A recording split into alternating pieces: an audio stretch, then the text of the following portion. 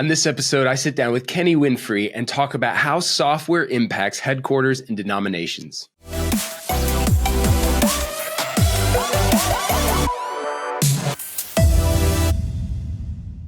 Hello, everybody. Welcome to another episode of the Church Leadership Lab, where I get to have conversations that help empower healthy churches.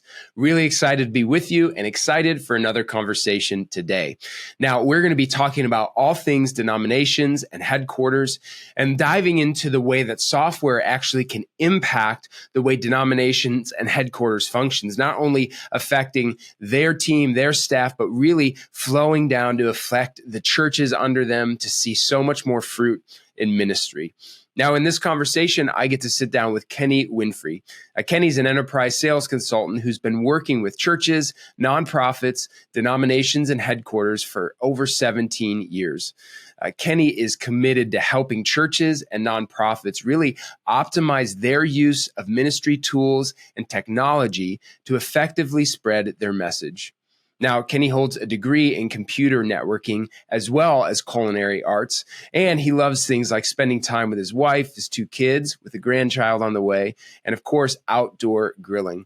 This conversation was awesome. Kenny and I got to sit down in person and chat, and he got to share not only what he's seeing now, but what he has learned along his 17 years of how churches, headquarters, denominations can use software to really bring impact to what they're trying to do. Now, one of the things that we would ask of you is if this conversation is helpful or any of the conversations that we have here on the Church Leadership Lab, if you could share this with somebody, whether you send them a link, whether you leave a review, whether you subscribe, all that stuff helps us, gets these conversations into more church leaders' ears, and hopefully in turn helps us empower more healthy churches. So if you could do that, we appreciate it. Now, let's jump into this conversation that I had with Kenny Winfrey. Kenny, thank you so much for taking some time to be here on the podcast, talk with us. Appreciate you doing it. Thank you for having me. It's amazing. I'm ready to jump into it, man. We're going to dive in. Let's go. Be fantastic. Let's go. All right, first thing, we ask everybody on podcast this question. What's something that doesn't make necessarily your public bio, but all your friends, all your family would know about you? So one thing that sticks out that doesn't normally make my bio is I have a culinary degree. Ooh. Yeah, fresh out of high school, I got a culinary degree, and I love to cook. And actually, cooking is my vice. So I cook and grill maybe 2 times a week. Okay. That gets me in the right headspace. Now, I'm not going to ask your favorite thing to cook because that's like, there's probably so many things. But what are some of the top things? What's like, man, I just, if I was having an esteemed guest over and I had to make this meal that I just knew was amazing, what would you make? It's going to be either my beef Wellington, because it's awesome. Ooh, challenging. Half on the smoker, other side in the oven, or I cook a mean prime rib. All right. It should be competition ready. Well, I need to sell that thing. We should have done this over some prime rib. That sounds delicious to me. I love it. I love it. That's awesome. Well, hey, we're going to jump in and talk about all things, not only software, but software for denominations, for headquarters. Now, this podcast is all about helping empower healthy churches. Yep. And so I know that you have a long history of serving churches by finding the right software solutions. Can you just share with people a little bit of kind of what that history has been, that journey's been like for you? So actually, I started off with Ministry Brand / Shelby back in the day in 2006. Yeah. And what a lot of people don't know is I started off in support. It's a support tech. Okay. And I actually did that for about a year. I migrated over to inside sales for another year, and then I became an outside sales consultant. And that's why I lit up, man. Yeah. Just being able to go visit people on site, hear some of their pain points and some of their needs, and being able to solve that with software. Sometimes it's not about software. Sometimes it's just a conversation. Yeah. And I need to point them in other directions. But that's something I love doing, just helping people and helping the ministry. Yeah. Now, how have you seen the software landscape change? Because 2006 was a different time, right? You know, technology-wise, and now we're in 2024. What have you seen? How have you seen It's changed a lot. I'm going to show my age. So when I first started selling software, it was like installed on a computer with a disk drive. Yeah. I know people don't have discs or CDs anymore. No. Yeah. So I was also part of that era. I'm showing my age right now. Yeah. But it's changed a lot. It went from just managing like people and maybe contributions to trying to do a better outreach and help like volunteers and people be more involved within church software. Yeah. And I think that's a bigger thing that we're headed to now, that a lot of people do a lot of great things with, especially ministry brands. Yeah. And it's a beautiful thing. Yeah, seeing it go from maybe just a utilitarian tool that's kind of, just one-sided. Yeah, exactly. To now this is a part of the mission, a part of reaching people. Yeah. Now, I'd love if you could kind of step back, because now I know you're working with, not only you've served churches for a long time, but now working with denominations, headquarters, networks, different things like that. So how is the approach to software different versus a church, how a single church might look at it? So a single church is more looking at it from a people standpoint. How can I get my people, how can I help the administrative staff with something? And how can I get my volunteers and my people more information through the software? How can I get more people engaged? Yeah. Versus with a headquarters, it's more how do you get churches engaged? Yeah. So I have a headquarter denomination and they may have 40, 50 churches underneath them. How do I get those churches more engaged versus getting people engaged? Yeah. And so then what are some of those challenges then to getting that engagement and actually seeing that happen? Yeah, so just like people, it's sometimes hard to get people. Yeah. Because people are people. Yeah. We understand that everybody moves in different directions. And so that's the same thing for a lot of denominations with the churches underneath them. You got Church A that wants to do their own thing, but Church B wants to do their own thing too. Yeah. And it's kind of, since we're a one-stop shop, just trying to get everybody on the same page. And it takes time, but they get there because it's for the better need for that church and the denomination. So yeah. Now, how are I'm curious if you could dive into that a little bit more, because our audience is church leaders, but also I'm sure some who are working with denominations, work for denominations. So I'd love to hear how does the right solution, the right software at that headquarter level, the denomination level, how does that, let's start with this. How does that then play out and actually really affect the whole denomination?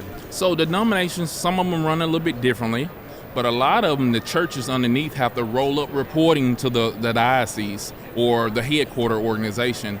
And so that's where our software really comes in and helps a lot, because we have software that allows you to manage 150 churches underneath, and they all can do roll-up reporting into the headquarter organization level. So it really helps having everybody on the same page. Well, yeah, because I imagine there's so much administration. If you don't have that, the amount of administration, the amount of time on the denomination side, but also on the church side, I mean, correct me if I'm wrong, but that's got to be a ton of work if you're not kind of either automating or have software tools to do that. That's correct. I was speaking with a young lady last week, I think it was, or 2 weeks ago.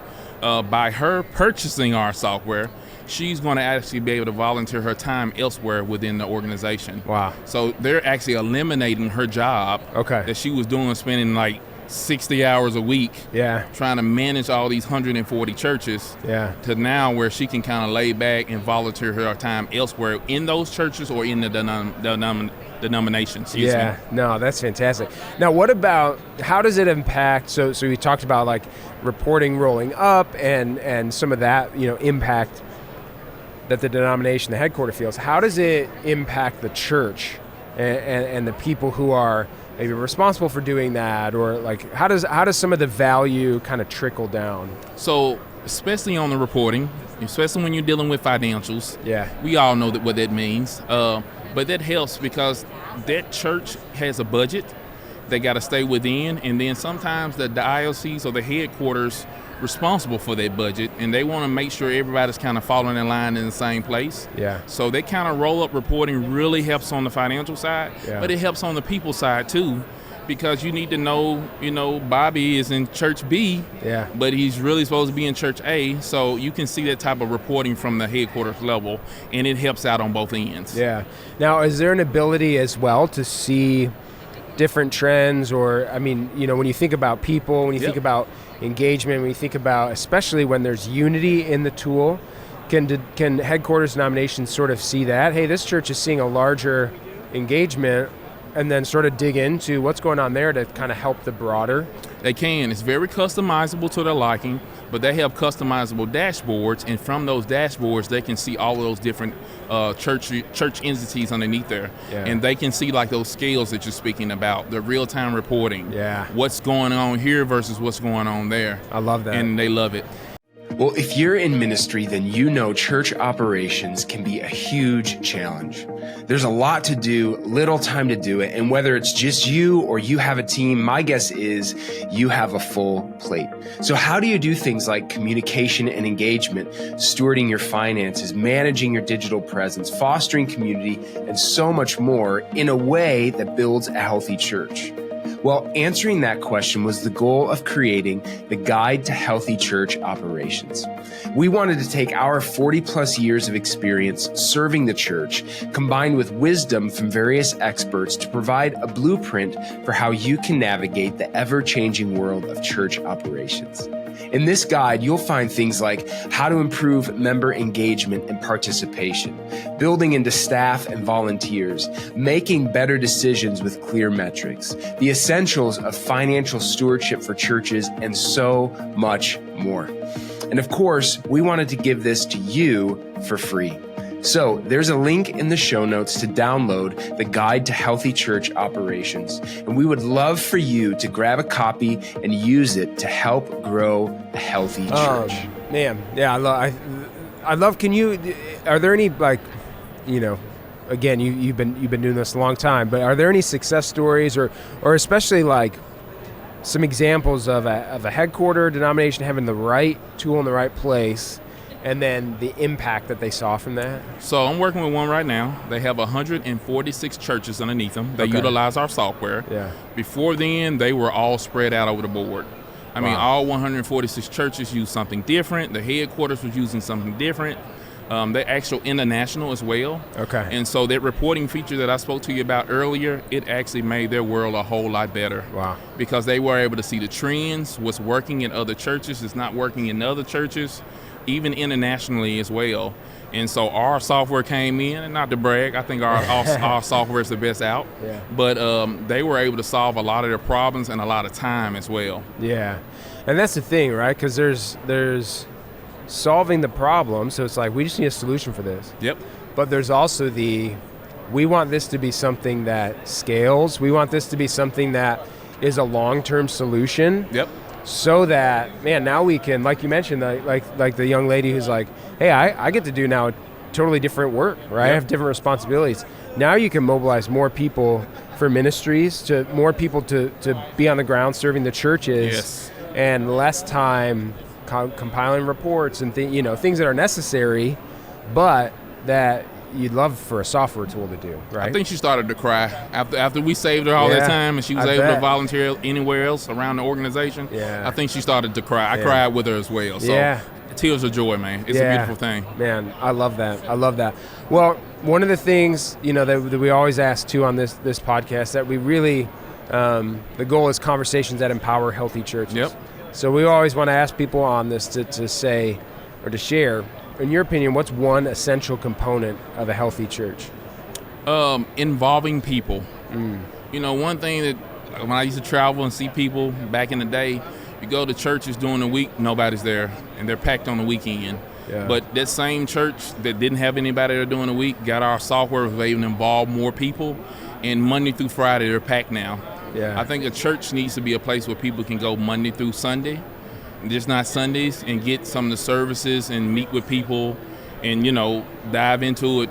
Yeah. Personally. So of a healthy church is if you have stuff going on Monday through Sunday. I think that's a beautiful thing because you're involving people in the area.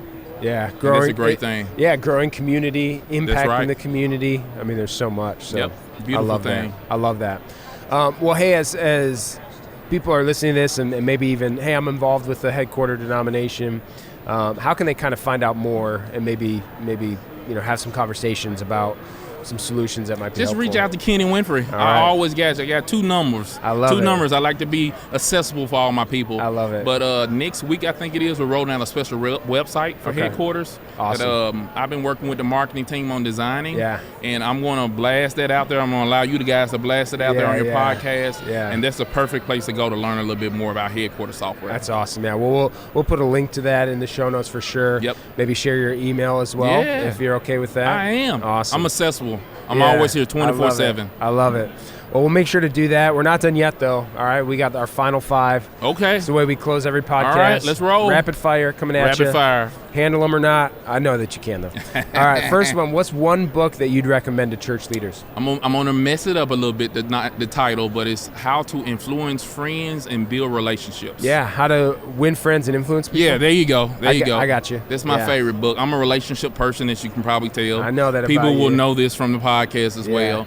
But that's a special book. It's not only a sales tool, it's a relationship building tool. Yeah. And like I say, people always have bad days, but sometimes just a little conversation or a little coffee makes them a lot better. And that's what I gained from that book. Yeah, love that.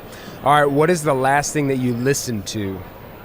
Anthony Hamilton, Walk in My Shoes. Love it. You never know what a person is going through till you walk in their shoes, and that's a great song. Yeah. Check it out. Got a little soulful to it. I love it. I love it.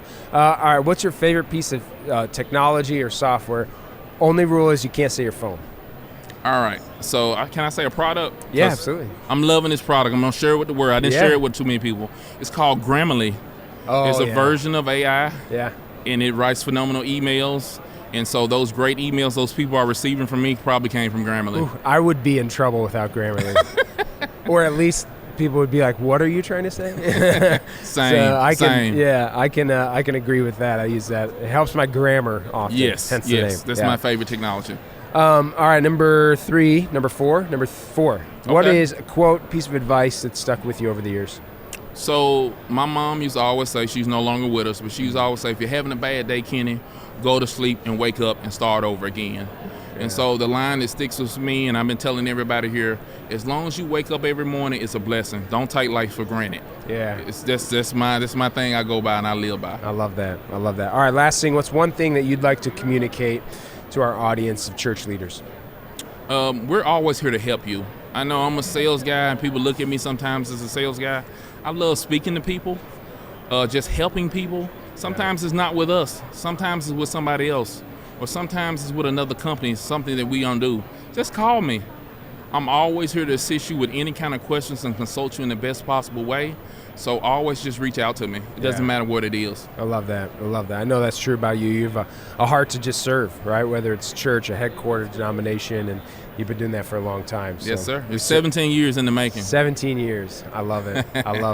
Back when they were CD disc drives, and man, you were probably showing up with a binder of CDs, and yes. You get to travel a little lighter these days. Yes, now, right? I do. I love it. Well, Kenny, thanks so much for chatting with us today, and thank you for those of you listening, watching this. We hope that it's been helpful.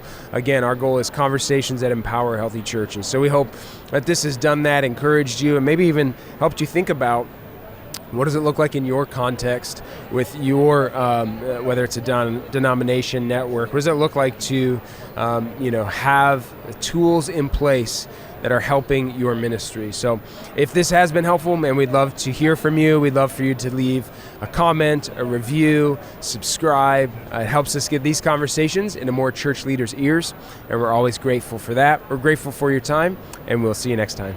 This episode of the Church Leadership Lab podcast is brought to you by Ministry Brands, the largest provider of church technology software. Over 90,000 churches rely on Ministry Brands for their single platform solution that brings together all the digital tools a church needs. From online giving to websites to church management software and more, Ministry Brands is leading the way in simple to use, innovative solutions, all with the goal of empowering healthy churches. To learn more, visit ministrybrands.com.